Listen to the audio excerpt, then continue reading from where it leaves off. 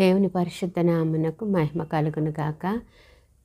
Wake up with God ద్వారా దేవుడు అనుగ్రహించిన మరి యొక్క ప్రత్యేకమైన తరుణమును బట్టి దేవునికి వందనాలు.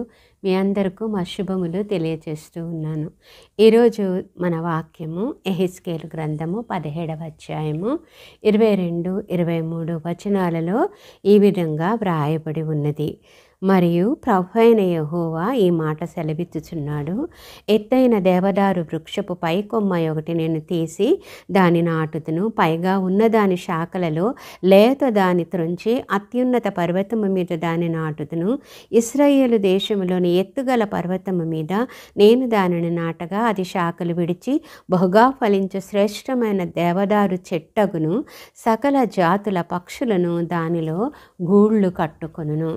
ఇది ఇశ్రాయేలును ఉద్దేశించి దేవుడు ఇస్తూ ఉన్నటువంటి ఒక శ్రేష్టమైన ఆశీర్వాదము. ఇశ్రాయేలు స్థానంలో మనం విశ్వాసులను పెట్టుకున్నట్లయితే ప్రతి విశ్వాసికి ఈరోజు దేవుడిస్తూ ఉన్నటువంటి ఒక గొప్ప వాగ్దానం. ఈ వాగ్దానంలో ఉన్నటువంటి 5 విషయాలు క్లుప్తంగా మనం చూద్దాం. మొట్టమొదటిది, ఇక్కడ ఒక లేత కొమ్మను తీసి నాటుతాను అని ప్రభు అయిన యెహోవా చెప్తూ ఉన్నాడు.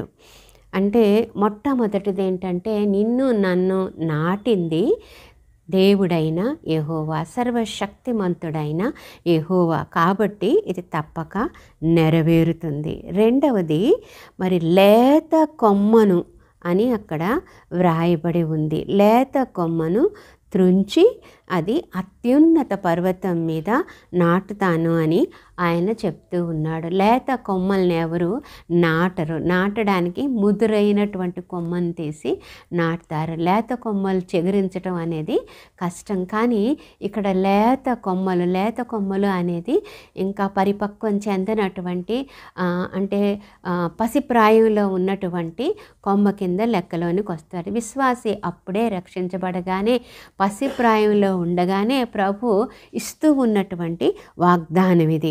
ఇంకా ఏమని చెప్తున్నాడు మూడవదిగా అంటే, అత్యున్నతమైన పర్వతం మీద నేను నిన్ను నాటుదును. పర్వతాల మీద ఎవరు మొక్కలు నాటరు, ఎందుకంటే క్రింద అన్ని రాళ్ళు ఉంటాయి. ఆ రాళ్లలో ఈ రూట్స్ అన్నీ లోపలికి వెళ్ళి బలంగా నిలబడడం అనేది చాలా కష్టం. కానీ నాటేది ప్రభు అయిన యెహోవా కాబట్టి, పర్వతాలను సృష్టించింది ఆయన కాబట్టి, విశ్వాసమైన నిన్ను ఒక అత్యున్నతమైన పర్వతం మీద ఆయన నాటుతాను అని చెప్తూ ఉన్నాడు. మరి 4వ దానికి వచ్చేటప్పటికి, అది ఫలించి అని వ్రాయబడి ఉంది. అది విస్తారంగా ఫలిస్తుందంట, శాఖోపశాఖలుగా విస్తరిస్తుందంట. విస్తరించి 5వది ఏమంటుందంటే, సకల జనులకు అది ఆశ్రయంగా నిలబడుతుందంట. సకల జాతుల పక్షులు దానిలో గూళ్ళు కట్టుకొను, ఆశ్రయంగా అది నిలవబడుతుందంట. ఈ నూతన సంవత్సరంలో విశ్వాసమైన నీ పట్ల దేవునికి కలిగి ఉన్న గొప్ప ఉద్దేశం ఇది. నిన్ను అత్యున్నతమైన పర్వతం మీద నాటి మరి నిన్ను ఫలింపచేసి విస్తరింపచేసి నీ ద్వారా అనేకులకు ఆశ్రయము కలుగునట్లుగా, నిన్ను అనేకులకు ఆశీర్వాదముగా ఉండునట్లుగా ఆయన చేస్తాను అని వాగ్దానం చేస్తున్నాడు. ఈ వాగ్దానం నీ పట్ల నా పట్ల నెరవేరును కాక. పరిశుద్ధుడైన మా పరలోకపు ప్రియ తండ్రి, మీరిచ్చినటువంటి ఈ శ్రేష్టమైన వాగ్దానం కొరకు వందనాలు.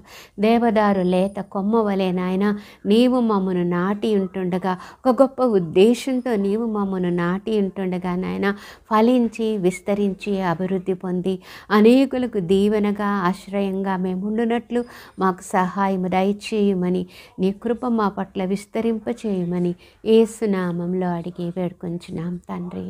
ఆమేన్.